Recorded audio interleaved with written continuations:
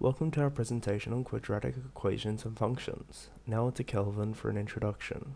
The word quadratic originates from the Latin word quad, meaning four, in which the word quadra refers to a square, and therefore the leading variable in the quadratic equation gets squared, i.e.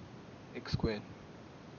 Architecture, astronomy, engineering, and in the fields of business, economics, commerce can be referred to the solution of quadratic equations for real-life applications. E.g., the shape of a suspended cable of a bridge, studying the orbiting stars and other celestial bodies, and financial math problems, etc. René Descartes in 1637 published the quadratic formula, which is the current form known today as y equals ax to the power of 2 plus bx plus c.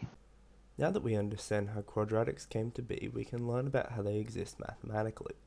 Some iconic components of a quadratic equation is its stationary point, how it's reflected across the x-axis, and how the actual equation can be factorized into forms that are intuitive for different applications.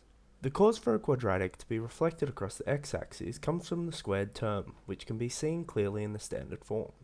As numbers to an even power are positive, this results in the sign of the output of this component always being the same as the a variable, therefore reflecting across the x-axis as the sign isn't dependent on the input.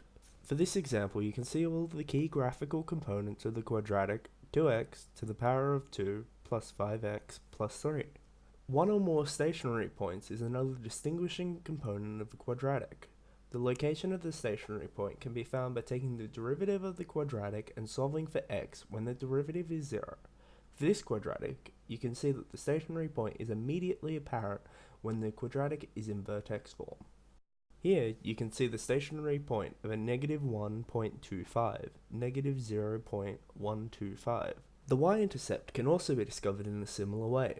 The y-intercept will occur when x is set to 0, or it can be intuitively found by putting the quadratic in standard form and looking at the iconic c variable. This will always be the y-intercept. The x-intercepts, or roots, can easily be derived from the intercept form of the quadratic. It is not necessary to set the function to 0 and solve for x if it is an intercept form. Now onto Elizabeth to explain how to find these roots when they are not known. The roots of a quadratic equation can be found through factorization. This method is beginner-friendly, as you probably already know how to factorize, so let's solve one together, shall we? Now this is a quadratic. A little hint is that the leading variable in the equation is squared, just like Kelvin mentioned earlier. If you still don't see it, this might help you. Now we can solve this by splitting the equation in half and factorizing each part. From this, we know that x plus y is equal to negative 1, and the product of x and y is equal to negative 12. The variables that would make both statements true are 3 and negative 4. So let's rewrite the equation and factorize what we can, like so. As we have two sets of r plus 3, we can pull that out and we're left with r plus 3 and r minus 4. To find both roots, we must solve each bracket algebraically. By doing that, we're left with the roots, negative 3 and positive 4.